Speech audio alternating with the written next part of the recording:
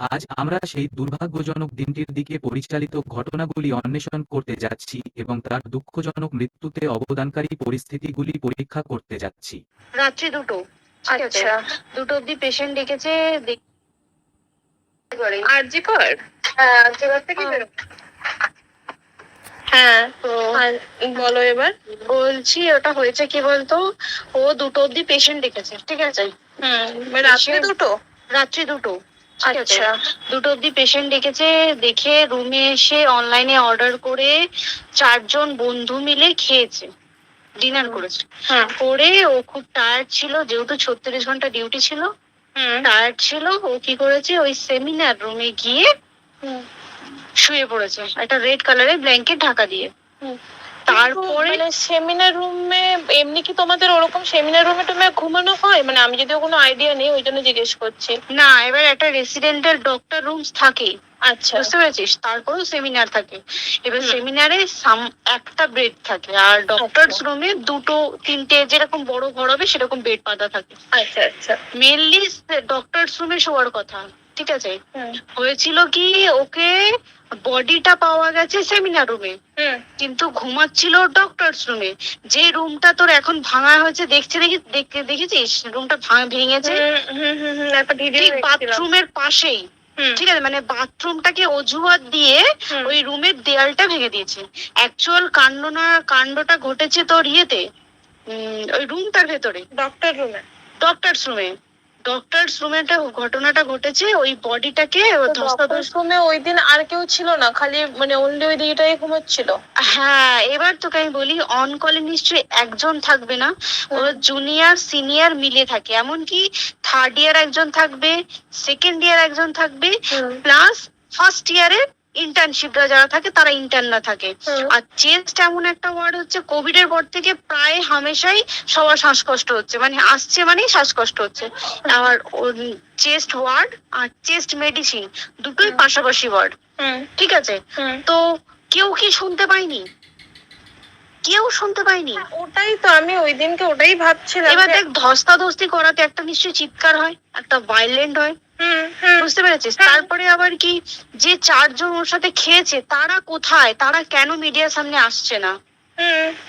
তাই তো, তারা কেন আসছে না? একদিন ডিউটি ছিল না রাতে? ওই দিনকে আমি নাইটে ডিউটি করছিলাম। আচ্ছা, আমি নাইটে ডিউটি করে এসেছি, আমার লাস্ট নাইট ছিল। তো আমার তো 3 দিন নাইট থাকে, 3 দিন নাইট থাকার পর লাস্ট নাইট ছিল। লাস্ট নাইটের পর বুধবার আমার লাস্ট নাইট। বুধবার রাতে ঘটনাটা ঘটেছে। আমি বাড়িতে এসেছি, রীতিমতো বাড়িতে এসে শুয়ে পড়েছি। 3টের সময় আমার কাছে ফোন এসছে যে সবাইকে ডেকে পাঠিয়েছে, ইমিডিয়েট আয়। তখন গিয়ে দেখি আরজি করে এই অবস্থা, পুরো গোটা হাসপাতালকে ডেকে পাঠিয়েছিল। গিয়ে দেখি পুলিশ ছয়লা, মানে আর ওকে যেভাবে, আমি তো বডিটা দেখেছি রে, মানে আমাদের এখনো পর্যন্ত চোখ থেকে নামছে না। রীতিমতো মনে হচ্ছে মেয়েটা যেন আমাদের পাশে পাশে ঘুরছে, একদম এরকম, মানে মানে অদৃশ্যমান। মানে আমরা এরকম ভাবতে পারছি না যে এরকম ভূত থাকে বা একটা স্পিরিট থাকে বা কিছু। এখন আমরা বুঝতে পারছি না ওর আত্মাটা এখনো ঘুরছে আমাদের আশেপাশে। দেখ, ওর আমার তলাটায় নাকি, তো ওর থেকে ও থাকে 4তলায় ঘটনাটা ঘটেছে। ঠিক 2টো ফ্লোর নিচেই আমি থাকি, আমার রুমটা, ঠিক আছে। কিন্তু তাও আতঙ্কে আমরা মানে একদম স্তব্ধ হয়ে গেছে আর্যিকরটা। কিন্তু ব্যাপারটা হচ্ছে, তাহলে ডক্টর রুম থেকে ওকে সেমিনার রুমে নিয়ে যাওয়া হয়েছে? হ্যাঁ, অবশ্যই নিয়ে যাওয়া হয়েছে। এবার দেখ, নিয়ে যাওয়া হয়েছে, ওকে যেভাবে মারা হয়েছে এটা একার পক্ষে অসম্ভব, ইম্পসিবল। পুরোপুরি গ্যাং রেপ ছাড়া কোনো কিছু নয়। আর শুধুমাত্র রেপ নয়, রেপ হলো, করলো, ছেড়ে দিল, ঠিক আছে, ওকে রীতিমতো মার্ডার করেছে। মানে মানে হিসেব মতো যা বুঝছি, মানে তোমার কথাতে, ওটা হচ্ছে ওর ওই বন্ধু বান্ধব মেয়েতে জড়িত। এক্স্যাক্টলি, হয় ওর বন্ধু বান্ধব কেউ, ঠিক আছে, মানে 4জনের মধ্যে কেউ, আইদার ওকে এমন কিছু করতে বলতে। এক বড় বড় কোম্পানিতে তো এরকম হয়, মানে হয় তুমি আমার সাথে কম্প্রোমাইজ করো, নয় তুমি চাকরি ছেড়ে চলে যাও, হয় তো। এখানেও সেরকম কিছু একটা হয়েছে। যাকে যে ক্রাইম করেছে সেও কিন্তু নর্মাল ডক্টর নয়, কিন্তু সেও একটা ভালো পোস্টে র্যাঙ্ক করছে। বুঝতে পেরেছিস? তবেই কিন্তু পুরো ব্যাপারটাকে হসপিটাল চেপে যেতে চাইছে, পুরো ব্যাপারটা। তাহলে এই সিভিক যে ও কোথা থেকে আসছে? এবার তোকে আমি বলি ওটা কোথা থেকে আসছে। আমাদের প্রিন্সিপাল চেঞ্জ হয়ে গেছে, ডেপুটি সুপার চেঞ্জ হয়ে গেছে, তারপরে আমাদের ওই অ্যাসিস্ট্যান্ট সুপার চেঞ্জ, সব চেঞ্জ হয়ে গেছে। তারপরে যে ওয়ার্ডে ডাক্তাররা ছিল, সিস্টাররা ছিল, ওয়ার্ড বয়রা ছিল, মাসিরা ছিল, সবাইকে ডেকে এখন সাসপেন্ড করা হয়েছে। তারা কোথাও যেতে পারবে না, রোজ গিয়ে কোর্টে গিয়ে দেখা করছে। আজকেও কোর্টে গেছিল সবাই। তারপরে তারপরে তোমার তোর এগুলো হলো, তারপরে তোর কি বলে, আরে বল না, ওই সিবিআই এটা হয়েছে কি, মানে ও সে সঞ্জয় রায় যে ধরা পড়েছে, অ্যাকচুয়াল কিন্তু ও নেই, ঠিক আছে? ওর এতটা ক্ষমতাই হয় না, ও অত রাত্রে কি করতে যাবে, অত রাত্রে ওখানে কি করতে যাবে? ও না পেশেন্ট, ও নাকি বলছে দালাল পেশেন্ট নিয়ে গেছে। তো পেশেন্ট নিয়ে যখন গেছে, দিদিটার রুমে যখন যাবে, নিশ্চয়ই দিদিটার রুমে কোনো কাগজপত্র দেখাতে যাবে, সেই অবস্থায় গিয়ে দেখে যে এরকম এরকম ঘটনা, তা ঝাঁপিয়ে পড়েছে ওর উপরে। এরকম কিছু নেই, তাও কিছু নয়, শুধু গেছে দেখছে ড্রিঙ্ক অবস্থায়, ওকে ক্যামেরায় দেখা গেছে ড্রিঙ্ক অবস্থায় গেছে আর এসছে, এইটুকুই দেখা গেছে। তারপরে হচ্ছে কি, তোর অনেক রকম এখানে অনেক রকম ব্যাপার আছে। যে দিনকে ঘটনাটা ঘটে তার ঠিক দুদিন পরে ওই সেমিনার বাথরুমের অজুহাত দিয়ে ডক্টর যে রুমের দেওয়ালটা আছে, ওই দেওয়ালটা ভেঙে দিয়েছে। কেন? প্রথমে ওকে বললো সুসাইড করেছে, আমাদের যখন ফার্স্ট খবর আছে তখন সুসাইড করেছে। তারপরে যখন হসপিটালে যাই তখন গিয়ে শুনছি নাকি না, সুসাইড করেনি, এটা রেপ করেছে, রেপ করে মার্ডার করা হয়েছে। বুঝতে এখানে বিশাল বড় একটা গেম চলছে। আর যে উপর কি রাগ ছিল, মানে হ্যাঁ হ্যাঁ হ্যাঁ হ্যাঁ হ্যাঁ হ্যাঁ একদম। আমি তোকে কি বললাম, শোন, তুই যদি কারোর সাথে কম্প্রোমাইজ করি তাহলে তো পোস্ট করবে, তুই কারোর সাথে কম্প্রোমাইজ করবি তোকে মার্ডার করে দেবে, মানে ওরকম টাইপের কিছু, এরকমই টাইপের কিছু একটা ছিল। আইদার খুব রাফ, মানে খুব রাগ, খুব মানে খুব ওর উপরে খুব ফ্রাস্ট্রেশন ছিল, যারই ছিল খুব ফ্রাস্ট্রেশন ছিল। শুধু ওকে মারিনি রে, রীতিমতো মার্ডার করেছে। ওর যে ক্ল্যাচারটা ছিল, ওর ইউরিন, ওর ইউরিনের রাস্তায় ক্ল্যাচারটা ঢুকিয়ে দিয়েছে, তুই জানিস? মানে কি বলবো, মানে ওকে দেখা যাচ্ছে না, আমরা তো দেখেছি নিজের চোখে, ওকে দেখা যাচ্ছে না। মানে একটা মৃত্যু কতটা, মানে এইটা মানে প্রচন্ড কষ্ট পেয়ে একটা মেয়ে মারা গেল। আর ওর যে গলাটা চেপে ধরেছে, ওর ওই চেপে ধরাতে মানে এতটাই জোরে চেপে ধরেছে যে চোখ ফেটে রক্ত বেরিয়েছে। বুঝতে পেরেছিস? মানে কি বলতো, যদি ধরা পড়ে না, উচিত মানে যারা এটার সঙ্গে দায়ী না। আর এই যে সিবিআইটা হয়েছে, সিবিআইটা একমাত্র আমাদের জোরেতেই সিবিআইটা এসছে। মানে আমরা ওই সঞ্জয় রায় একার পক্ষে সম্ভব না এইসব। তারপরে পোস্টমর্টম রিপোর্টে তুই জানিস ওই আমাদের ভাজাইনা থেকে 150 গ্রাম স্পার্ম বেরিয়েছে।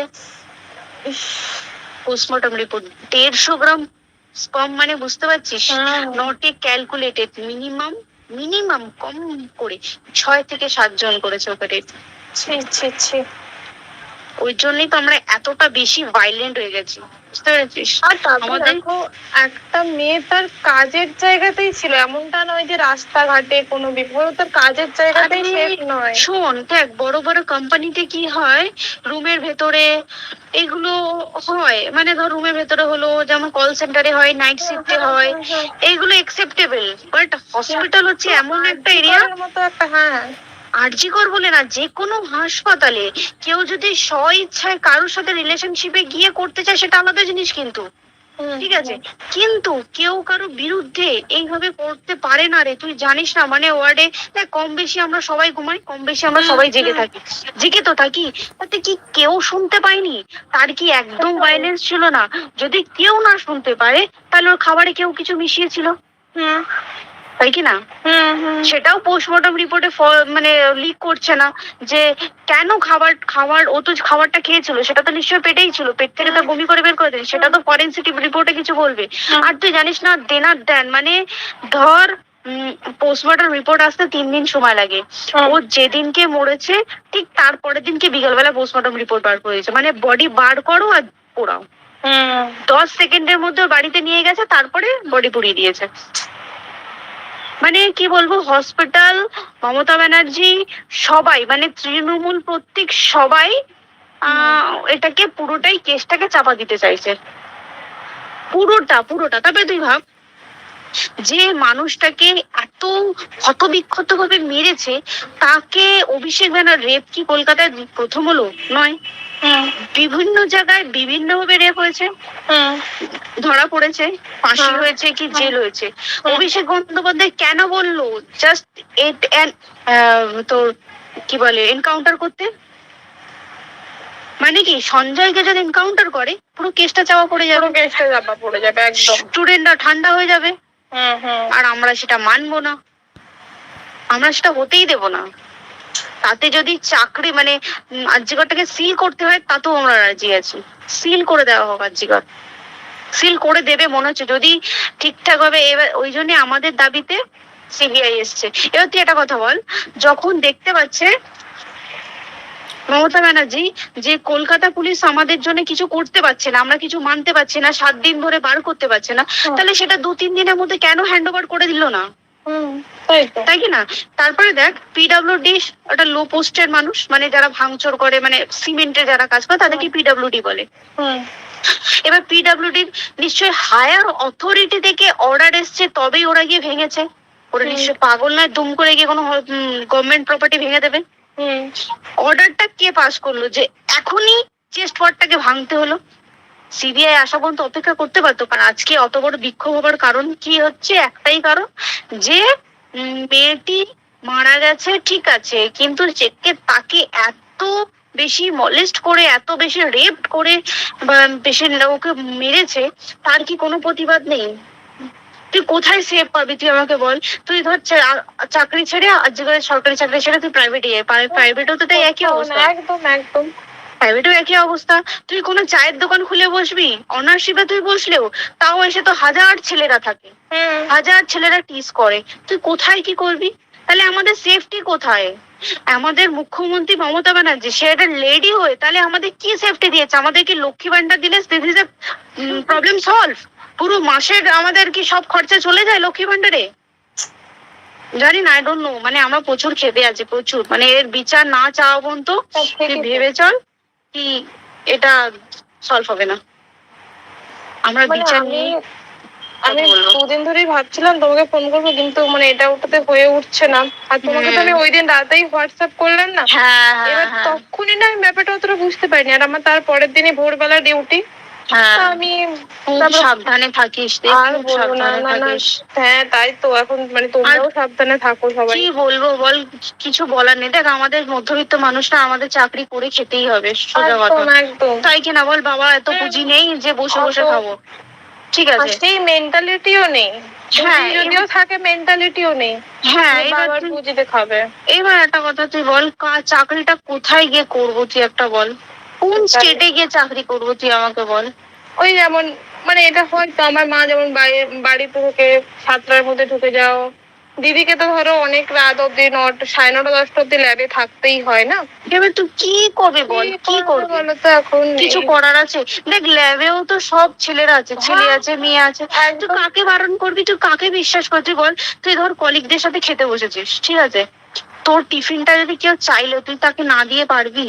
না, একদমই। আর কার মনে যে কি আছে সেটাই তো কি বলবি বল? এবার তুই বল, খাবারটা যে খাবি, তোর টিফিন কেউ চাইলো, বা তোকে যদি কেউ বললো একটু একটু খা, যেমন আমার শেয়ারে হয় স্কুলে, যেটা আমাদের হয়, যেটা হ্যাঁ স্বাভাবিক, এটা সবার, এটা তো স্বাভাবিক। তুই বল, তাতে যদি এরকম অবস্থা হয় তাহলে কি করবে মানুষ? তুই আমাকে বল। আজকেও তো তাই আমাদের দেখ না, 11টা থেকে আমাদের তোর ক্যান্ডেল দিয়ে হোয়াইট ড্রেস পরে সব শ্যামবাজারে এক করতে হবে। এখন আবার বৃষ্টি শুরু হয়েছে, প্রচুর বৃষ্টি শুরু হলো, কি হবে জানি না। ঠিক আছে গো, টাটা। হ্যাঁ চল, টাটা। হুম।